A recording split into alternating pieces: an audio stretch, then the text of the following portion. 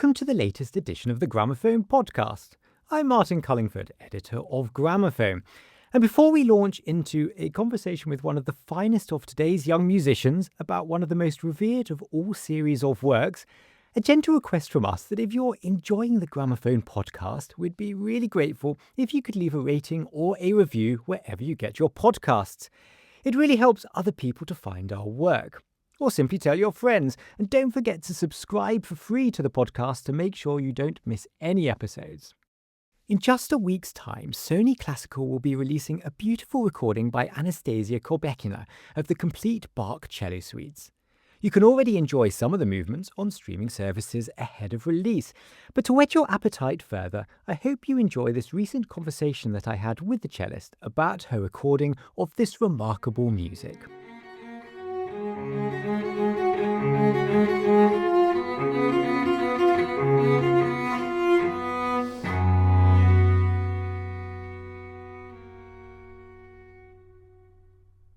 Anastasia, welcome. Thank you so much for having me. Now, these are extraordinary pieces of music containing everything music has to offer, from joy to sadness, celebration and introspection, power and poignancy. But they're also something of an enigma. We don't know why or when they were written. We don't have an original manuscript telling us how they're meant to be performed. And for such iconic works, that's remarkable. So where for you as an artist do you start? Does all that make it a daunting prospect, or do you relish the freedom? Well, yeah, I definitely relish the freedom because it's great to have certain interpretation, inspiration taken from different aspects and not tied to certain facts. And where I started, I mean, of course, I've been playing this music since so long, and this is probably their cello pieces. And I started quite early when I was a kid, learning movement by movement. And in the past years, I was exploring this repertoire also on Baroque cello. And so I had experience of playing them on steel strings, and then I took so many master classes and lessons with different musicians and teachers, and of course every musician had its own approach to Bach, and somehow I never could feel that it was quite mine, that was offered by the others. And I was looking, and then at some point I met Christine von der Goltz, a wonderful Baroque cellist, and her joy and freedom in performing this music was absolutely contagious. And I thought, wow, that's probably the key for me. I have to start playing Baroque cello, and that's how I got into it, and I was for the past 7 years playing it and studying with her. And it very much indeed, it was the key for me to Bach's music, and the sensation of playing on gut strings is just given by the nature of gut string, by the time you have to give to the string to resonate, the movement, the gravity, that you use to grab the string or play the chord is so different comparing to steel string. And just this fact already teaches you how to shape this music. And of course, learning to play other composers or to play basso continuo in the group, it was very enriching experiences for me. Kind of, learning vocabulary of this time, of this music, and then step by step I felt more at home with Bach seats. And then at some moment the idea of recording it had came, and of course I was a bit scared really with the beginning. Yeah, but That's fascinating. I mean, just for the listener to describe when you say Baroque cello, obviously the cello, the physical item that you play, dates from that period, but with a modern setup. So gut strings. What else about the setup makes it a Baroque cello? Well, yeah, the bow, which is much lighter than the one that is considered as a modern bow, and then no end pin. So I really hold with my knees the instrument and kind of hugging it, and which also helps a lot to feel like one with the instrument, to even to move, to swing with the instrument, and that's it's a great feeling. Yeah, and that's now how you play them with a Baroque cello with gut strings. That's I have to say, I not always have a luxury of the second cello with me, Right. which is Baroque cello setup, and I try then to apply these sensations to when playing on steel strings, and yeah, it's just of course I did, for example, for the recording I used the three instruments, and two of them were well, historical instruments, of course, two Stradivari celli from 1698 and 1717, and 1770. That's so funny. It's the same year of which was supposed to be. Well, we don't know exactly, but the Bach suites were written. The suites were written, and so I used the gut strings for these two instruments, and it was very interesting how the instrument also reacts. Because of course gut strings give less tension, less pressure to the instrument, so it's breathes and sounds differently than with steel strings.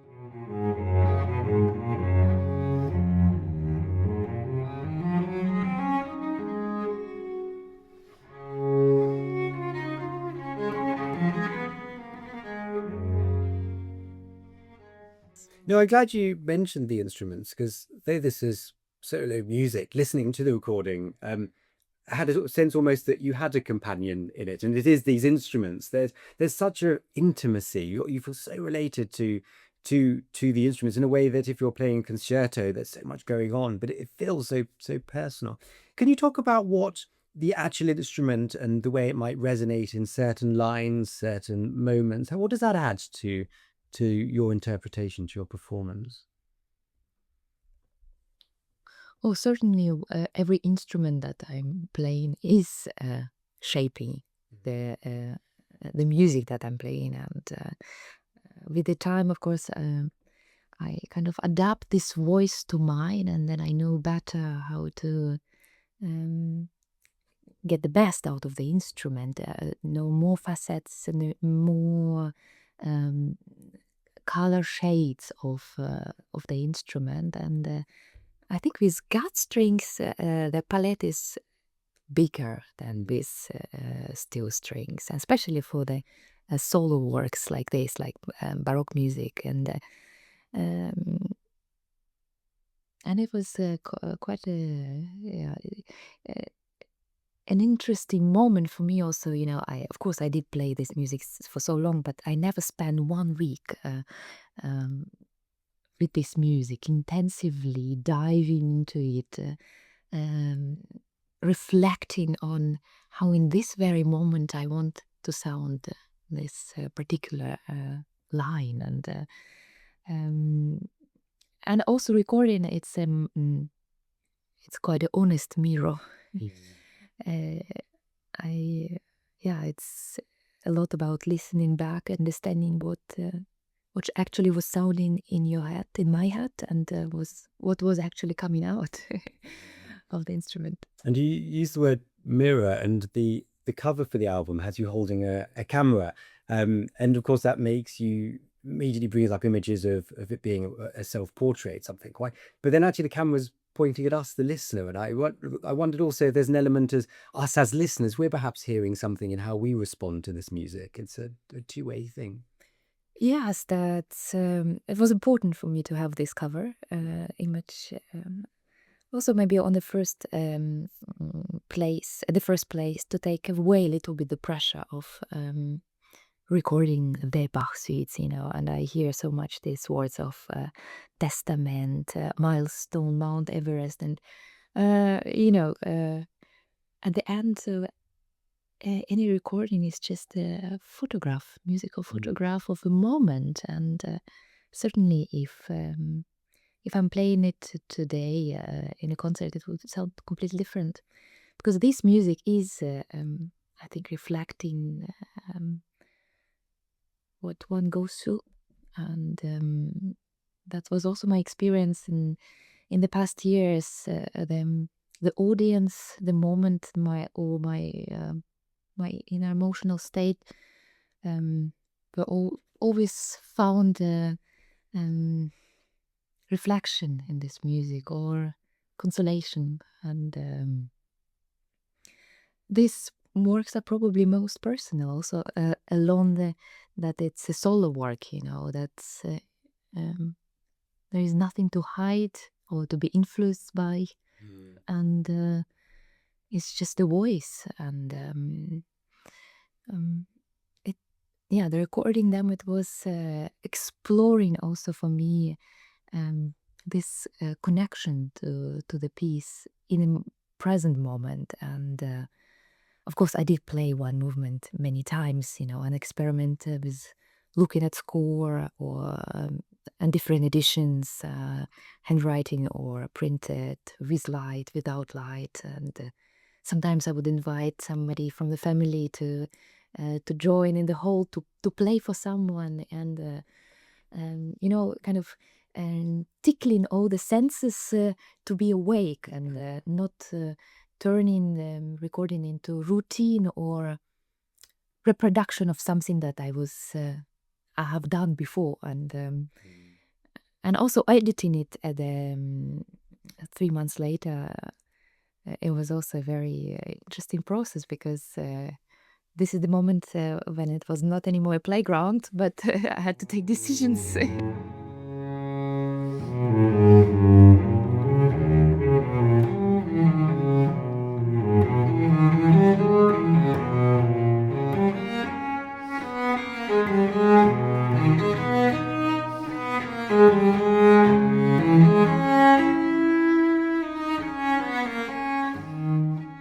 And the recording has an extraordinarily atmospheric sound to it. Tell me about where you recorded. Oh yeah, that's interesting because at the beginning I had the famous Jesus Christus Church in Berlin, where Karajan recorded with Berlin Philharmonica a lot. It's a gorgeous acoustic, and the only problem that for 1 week I would need to record during the night hours, and it was a little bit intimidating for me because I knew that literally the next day after the recording I would need to fly to London to play at Wigmore Hall, a recital of different program,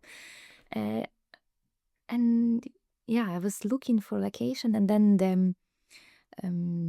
the family of the sound engineer, Maximilian Siup, has a house in France, in a small village, and they have a hall built for 100 people in this house. So it seemed to be like an ideal place. And then you also think, these suites were written, not meant to be performed in the church, and so it felt right to not recording it in the church, as probably would be a classical approach to it. And then I had really amazing time,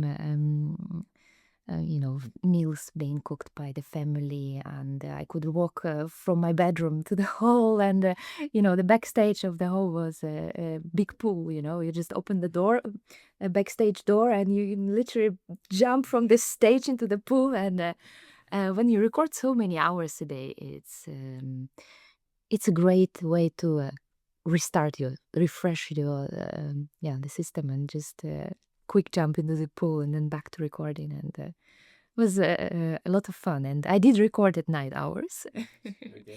Because somehow, yeah, the night hours change something. There is maybe mystery of night, something. The senses are different, or maybe also the fact that for the whole my life, I'm trying to be focused in the evening. Sounds like the most idyllic setting and environment in which to make a record. So. Absolutely, yeah. That was in Bourges in Theatre Saint-Bonnet.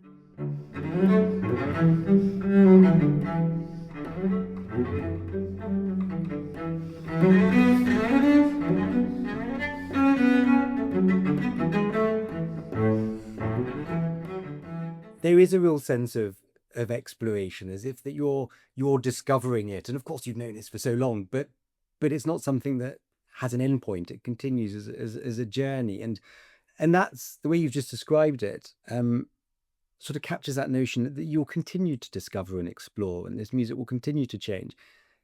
I guess some cellists record it several times over their lifetime. Maybe that will be you, but that moment of editing and saying, okay, on the record, this is the photograph of this day. Tell me about that process, what that feels like, and how you make those decisions. That was very hard.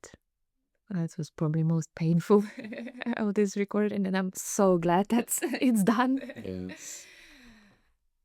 Yeah, take a decision on one.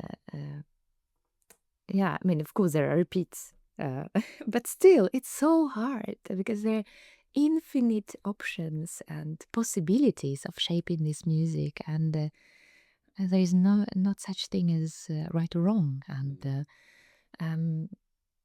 normally you get the edit done by sound engineer, and so you don't have to listen to 450 takes done within 1 week, which I had to do in this case because I realized I'm probably the only person who can take this decision, and I have to take a decision on every musical line. And yeah, it was very interesting. And I think at the end, I always chose that take that was mostly spontaneous, of was close to the live performance. Because, of course, I did focus during recording on one movement and recording it several times, and then I would pass to the next one. And then when the whole suite would be recorded this way, then I would take maybe a short break and then play the whole suite. And I think that this is the takes that I used most when after focusing on every detail and really looking closely and feeling closely this music, I would just breathe out and play it in one go. And that was I think the most treasurable takes. Well, it sounds like the editing was almost as an intense process as the recording. Yeah, I'm so glad it's done. Now, thinking back to, obviously, you've known this music for a long time. Although, actually, tell me, when did you first play any of the Bach solo cello suites? Was it, what was, which suite or movement was it? And can you tell me about that moment, that experience? For the very first day? Yeah. Oh, I definitely remember, yeah. I started with Bourret from the third suite, from the C major. That was the first movement, the dance movement I learned as a kid, and very much enjoyed and to play it. And probably the third suite was the first one that I learned, and it definitely has an impact on how I feel, how close I feel to the seat, because the third seat is probably the easiest for me to connect, to feel joy of performing. Because of course, playing solo on stage is for a cellist is a rare thing, and that can be quite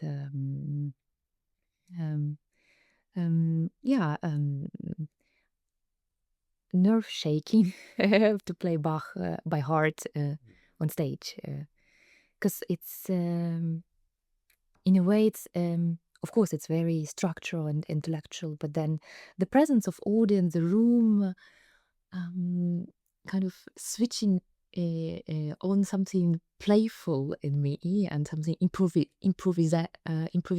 So to balance this in a concert performance is always a bit tricky for me. Yeah, no, it's so interesting. And thinking back to the process of paying for the recording, were there any moments within the suites where you suddenly think, that's something I hadn't seen before, that's a new discovery, that's how it's meant to go, that's what I want to put on the record? Was there anything like that? Yeah, there were certainly questions about the text, which I guess raising in front of every cellist who record this, as we don't have autograph. There are several editions, several copies and anonymous copies, and of course Anna Magdalena and Kellner. Yeah, and in the prelude of the fourth suite, this and I knew about that note, which is in Anna Magdalena version is kind of this dramatic C, which has to be in the in the other editions is a S, which is make it kind of coming back to the harmony. But in that, if you take the version of Anna Magdalena, it becomes like kind of end of the world. This C, which is breaking just the whole flow of the prelude, and then I tried both versions, or in the similar occasions which are maybe less dramatic, I would try to play both versions and then decide for the one that felt intuitively right in in that moment. But yeah.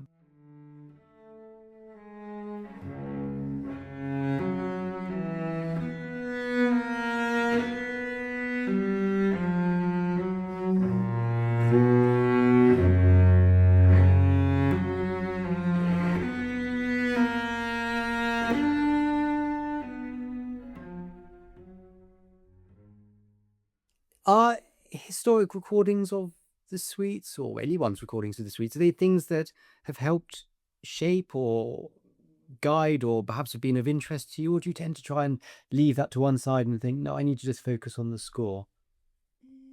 Well, I certainly listen to the new recordings, or like Anna Bilsma, of course, or Kiras, which I like a lot. Yeah, but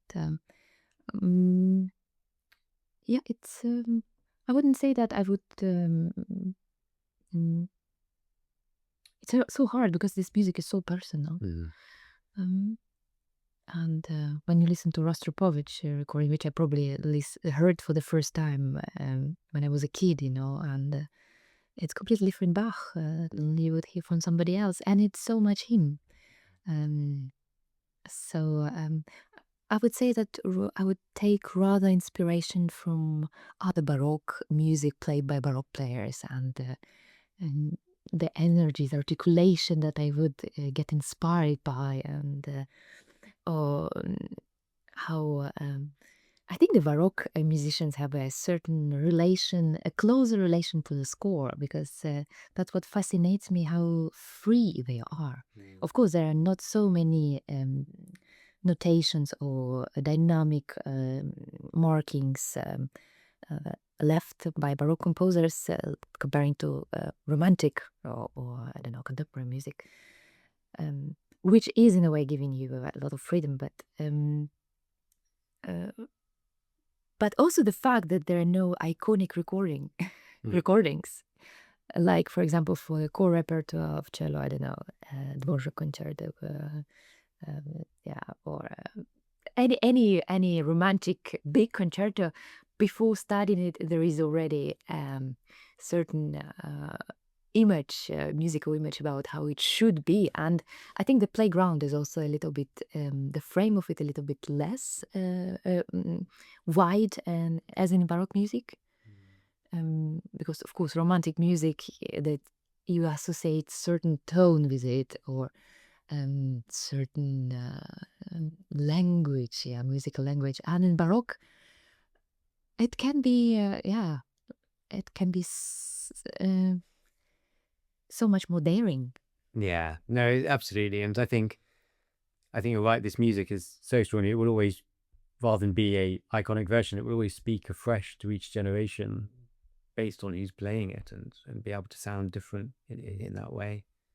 And what about an awareness of sort of Bach's wider work? Does that help you understand these at all? Do you listen to things like the Passions or the B minor Mass? Do any of those works give you an insight into his musical voice? Well, I certainly played basso continuo for the Magnificat or some of the cantatas, and also it's for me, as a cellist who was always trained to be, virtuosic and playing with a big sound and kind of front row, to suddenly become to have this very important role, but with a very few notes. And I have to admit that I do have a master degree and kind of postgrad degree in Baroque cello, but I certainly cannot call myself a continuo cellist, because it's an art of leading the whole group, and with these few notes kind of hold the whole structure of the piece. And yeah, I would say that playing in basso continuo, well, trying to play the basso continuo helped me a lot to get into the also to imagine the accompaniment for this unaccompaniment accompanied works, and yeah, the language. I would say that since there are not so many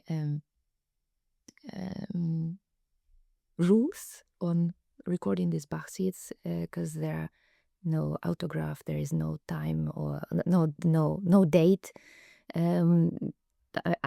unless we know that he wrote it probably in curtain period. I tried to kind of soak in all the vocabulary, the dialect of that time, playing other composers as well, and kind of at the end. Also, of course, there are many sources.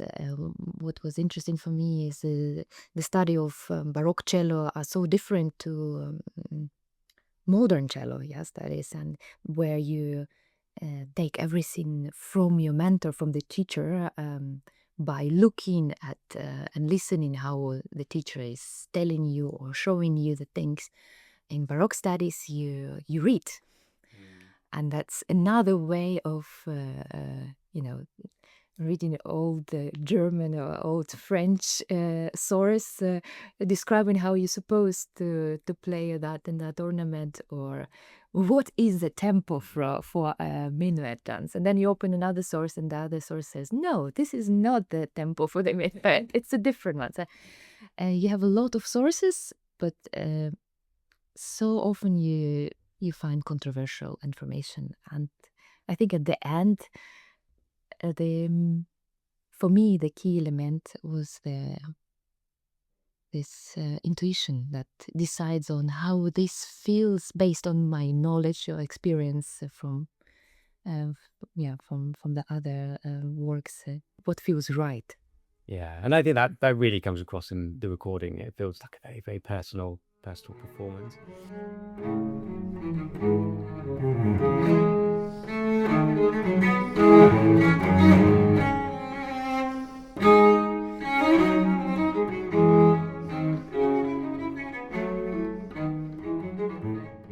And speaking of performing it, you've obviously performed it live many occasions, but quite recently at a quite unusual event, an all-night prom to 3 o'clock in the morning at a packed Albert Hall, playing people solo Bach. Tell me about that experience. Which suite or movements did you choose, and how did that feel to you, and how do you think it felt to the audience? Oh, for that set, I would say set, because it was a 40 minutes performance that I got, and was, of course, the absolutely incredible sensation being alone on the stage of the Royal Albert Hall. That's something that I didn't experience before, and also at this time when I don't know, is it late night or early morning? And yeah, feeling of this kind of authentic feeling. I was shockingly not intimidated by the size of the room, and it felt very, yeah, I don't know, I felt very daring and open and very intimate in this room. And I did play some movements from Bach seats, but from different Bach seats, from different Bach seats, from different seats. Yeah, I played some movements from different seats, and also combined it with different short contemporary works, like by Edward Finney's Prelude, or by Britten, Barcarolle, Bryce Dessner, John Greenwood. Or my father, for example. Yeah, so what I also like in live to do in the live performances is to combine Bach with different contemporary works. It's like, when you when you're in the shop and you have different perfumes, you need a coffee shot to clean the senses, and then the next one has a different shining completely different. And I think the Bach music definitely winning from this collaboration. Yeah, and we've been talking obviously about the Baroque, but you've mentioned there a lot of contemporary composers, and that's a big part of your work, isn't it? A commitment to new music of today. Your last album, Venice, had work. You mentioned your father. Also, you've had performed works by Alan Shaw and so on. So tell me about contemporary music, about working with composers, and about your dedication to that. I'm also attracted to contemporary music by this sense of freedom, which I feel in Baroque music, and that's what relates this to fields of music to me, and where I feel probably most liberated. And this feeling of being liberated, then I try to take to the core repertoire. And I mean, music of today is, of course, it's like contemporary art. The key is to have a relation, to be moved, and there is so much, of course, and everybody finds its own connection. And for me, to play music by Caroline Shaw, it's been always such a joy, because her language is just incredible. And now, just a few days ago, I received the score by a new concerto by Bryce Dessner. Bryce Dessner, which will be performed in the course of next 2 years several times, and as well with Philharmonia in London, and with Czech Philharmonic and Simon Bichkov, and then the premiere that will be November 7th in Dublin. And I don't know, I just enjoy so much to discover the world of one composer, the world of sound, the world of imagination. You kind of enter in there and you see, this is this, and that's how he or she hears bass on the. I in order to play Shostakovich concert or I don't know, Elgar or Dvorak, of course, I need to practice it in a way, kind of, focusing on one beat and then repeating it again and again. And it can be a little bit framing, I would say, because of course I'm working on the technique, on the stability, and this undoubtedly the greatest concertos existing, and then it's like a fresh air for me to dive into new music where there is no recording. There is just joy of discover and playing, playfulness, playing, and creating something in the moment.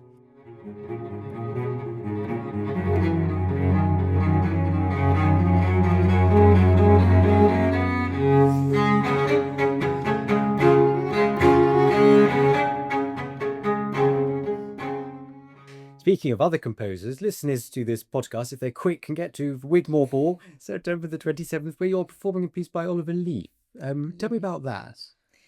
Yeah, it's very very inventful. Inventful? Oh, how can you say that? No, that's That sounds like a good word to me. made up word. Well, his language is also fascinating, and he wrote a lot for strings, and I also very much enjoyed to discover this new piece where he uses a lot of unusual techniques. I mean, for the chord grubbing, for example, or at one movement I'm humming a melody and accompanying myself, and yeah, it was. We had a short meeting where I played it, and it was very inspiring. Also, to be there with my cello and kind of bringing to life the sounds that were existing only in his head. And that was, at the first moment, it's a bit scary, like what if it's completely different? What if it's not what he wished for? And the piece is called the Follett Dirge Heel. I hope you pronounce it correctly. The way he makes music creates music is this, you immediately entering the atmosphere of the piece, and you feel invited to be there. It's not like, something telling you, but it's just there. You like a sense in the air. Anastasia, thank you for joining me. Thank you so much.